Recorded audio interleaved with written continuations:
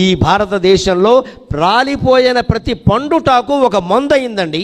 దాని మీద పరిశోధనలు చేశారు. ఇవాళ విద్య పరిశోధనాత్మకంగా సాగుతోందా? బ్రతుకుని నిల్పట ప్రాణయజ్ఞమగు ధన్వంతరి కాలంలో చరకుడైన సుశ్రుతుడైన ఏ వైద్యులైనా ఏం భావించారంటే ఇది ప్రాణయజ్ఞం. బతుకుని నిలబడుతున్నాం. మనం కోట్లు సంపాదించడానికి కాదు డాక్టర్ అవ్వలసింది, ప్రజల ప్రాణాలు నిలబెట్టడానికి. కోట్లు సంపాదించిన డాక్టర్ని కూడా ఆలోచించుకోమనండి. ఆయన ఎన్ని కోట్లు అక్రమంగా సంపాదించినా కలగని సంతృప్తి, ఒక రోగం కడుపు నొప్పి తగ్గిన వాడు వచ్చి అయ్యా నువ్వు దేవుడు అయ్యా అని దండం పెట్టినప్పుడు కలగడం లేదా? ఖచ్చితంగా. అంత ఆనందం ఇంకెప్పుడైనా కలుగుతుందా?